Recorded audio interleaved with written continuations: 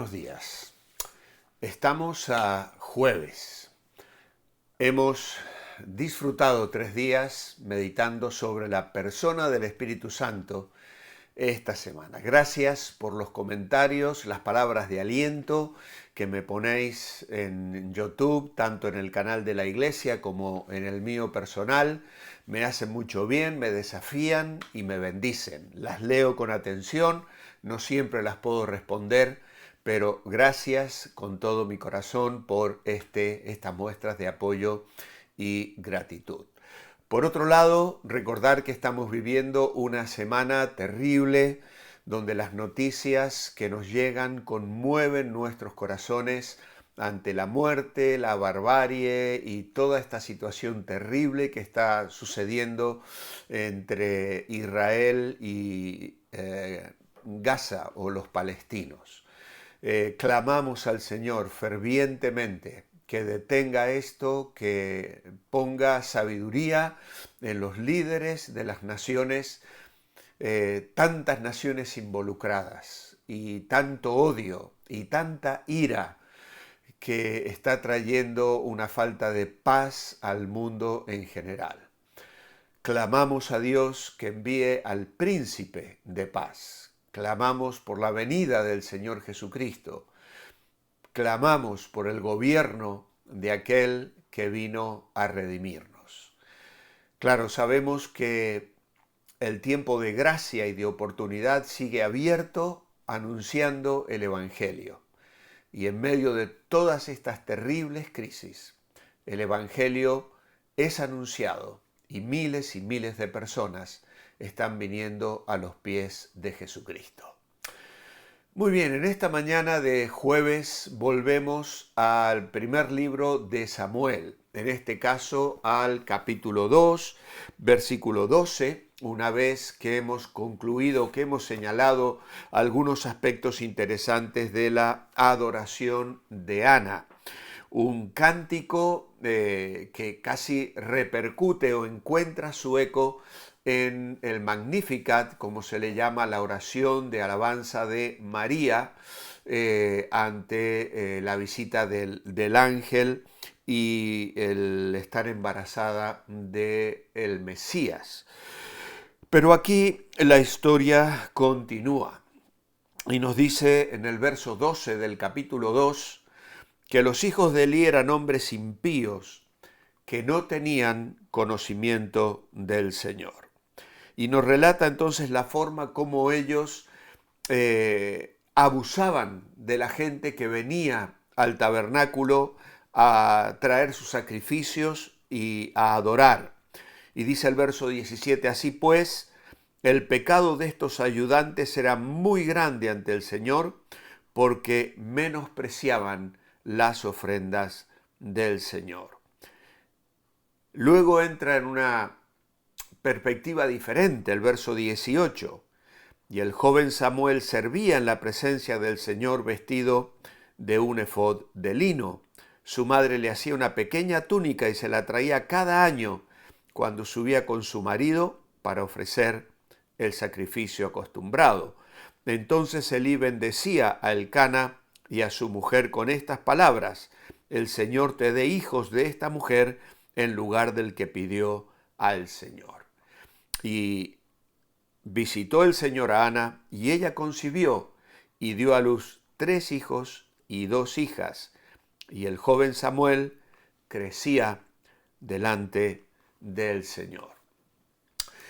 La vibrante adoración de Ana en este capítulo 2, en los primeros versículos, contrasta con el pecado voluntario claro de los hijos de Elí y la visión disminuida del sacerdote, que luego en el capítulo 3 se nos habrá de informar acerca de ella. Esta sección sirve de transición entre la familia sacerdotal de Elí y los deberes sacerdotales y proféticos que luego asumirá Samuel. En esta transición en que la narración nos presenta el juicio que va a recibir Elí, está en contraste con el cántico de adoración de Ana. Ella experimentó al Señor, le adoró con fe. Pero encontramos luego a estos hijos que eran perversos y que no tomaban en cuenta al Señor. La ley estipulaba que todas las necesidades de los levitas fueran satisfechas por medio de los diezmos del pueblo. Esto está claro en Números 18, más tarde Josué capítulo 13, ya que los hijos de Elí eran sacerdotes, tenían esos medios para satisfacer sus necesidades, pero ellos se aprovecharon de la posición porque tenían lujuria de poder, de posesiones, de control. Su desprecio y arrogancia hacia el pueblo y hacia el culto y la adoración socavaron la integridad de todo el sacerdocio. Y lamentablemente Elí sabía que sus hijos eran malos, pero hizo muy poco para corregirlos, para detenerlos, incluso cuando la integridad del santuario de Dios se veía amenazada. Como sumo sacerdote, Elí no solo debió haber frenado a sus hijos, debió haber ejecutado a sus hijos. No tenemos ninguna historia de que alguien haya llevado a cabo este mandamiento que se encuentra en Números capítulo 15, versículos 22 al 31. Como era de esperar, Elí no solo no les frenó, no quiso enfrentar la situación. Al ignorar sus acciones egoístas, Elí permitió que sus hijos arruinaran sus vidas y la de muchos otros que subían al tabernáculo. Hay momentos en los que debemos enfrentar los problemas serios, aun cuando las consecuencias de enfrentar esos problemas sean dolorosas. El resto de la narración, el capítulo 2 y 3, muestra claramente por qué la casa de Elí fracasa y cae y por qué Dios levanta a Samuel. Samuel será un sacerdote que servirá al Señor, a diferencia de la familia de Elí. El capítulo 3 revela el hecho de que Samuel no solo será un sacerdote, sino también un profeta. El capítulo se abre en estos tiempos no era común oír palabra del Señor, ni eran frecuentes las visiones en el capítulo 3. Esta es la primera vez que en el libro de Samuel se menciona la terminología profética, palabra del Señor y visiones proféticas. El papel y el oficio del profeta se explican en Deuteronomio capítulo 13 y capítulo 18, pero en los días de Ana y Elcana la actividad profética era limitada. Ni Elí ni sus hijos serían profetas, pero el devoto niño de Ana sería el profeta y sacerdote que el pueblo de Dios necesitaría. Así que los términos palabra del Señor y visiones indica una actividad profética en la que los profetas escuchan de Dios palabras de aliento o palabras de reprimenda y entregan estas palabras al pueblo de Dios. El hecho de que tal actividad profética fuera rara nos muestra que la palabra de Dios no estaba llenando los corazones del pueblo del Señor. Sin la palabra de Dios, dice Proverbios, el pueblo de Dios perece.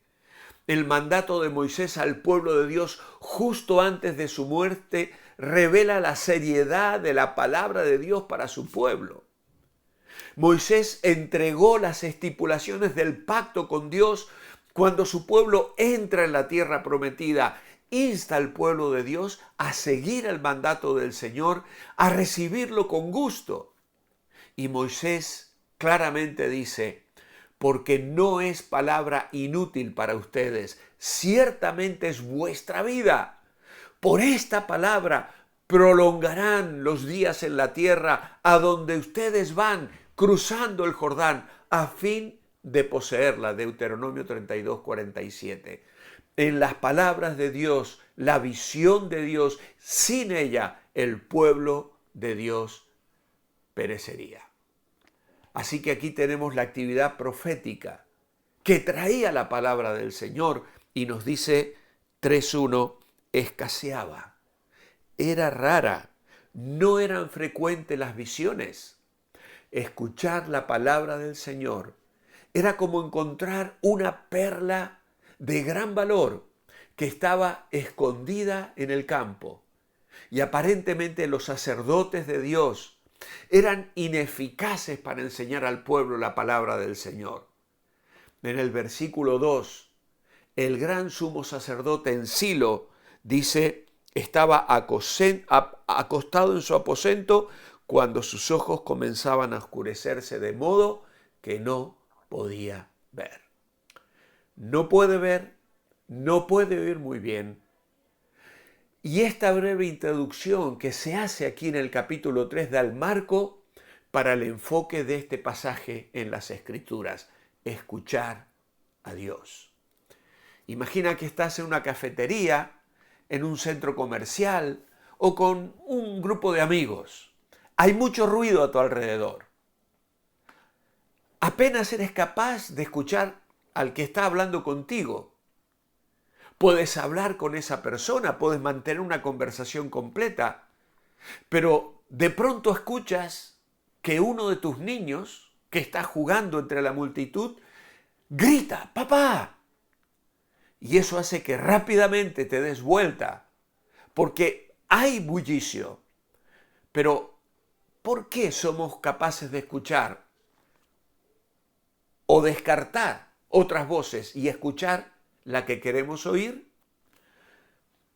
Porque tenemos concentración. Nos concentramos en lo que queremos oír y por eso somos capaces de escogerlo entre otras voces. Prestamos atención a la voz más importante en medio de todas las distracciones. Recuerdo cuando mis hijos de pequeños jugaban con ¿dónde está Wally? Había que buscar en páginas llenas de dibujos dónde se encontraba este muñequito, este muchachito que era muy difícil de encontrar. Pero tenías que concentrarte y le lograbas encontrar.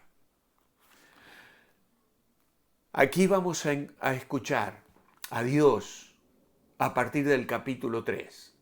Y vamos a ver que no es como encontrar a Wally. ¿Por qué? Porque Dios quiere ser escuchado. Él nos habla clara, verdaderamente. Dios habla a sus hijos. Escucharlo es posible, es beneficioso y necesario para que respondamos a la voluntad de Dios en nuestras vidas. Samuel aprendería a escuchar a Dios. Tristemente, los hijos de Elí desecharon completamente la palabra de Dios. Sus corazones se volvieron a la lujuria, al control, al robo, a la extorsión. Y Elí, viejo, sentado, acostado y ciego, perdió de vista el enfoque de la santidad y los límites que debió poner a sus hijos. Dios le diría a Samuel, no los ha estorbado. Padres que me escucháis, hay ocasiones en las que tenéis que estorbar a vuestros hijos. Ponerles incómodos será algo incómodo para vosotros también, pero será para su bendición, si lo hacéis obedeciendo la palabra de Dios. Padre, qué contraste entre Ana y los hijos de Elí. Qué triste cuando el corazón y la mente de una persona se cierra a tu palabra. Líbranos, líbranos, Señor, de caer en ese error. Ayúdanos a vivir cada día en tu buena voluntad. Oramos agradecidos a ti, en el nombre de Jesús. Amén. Os espero mañana viernes para cerrar esta semana de devocional. Manteneos bendecibles.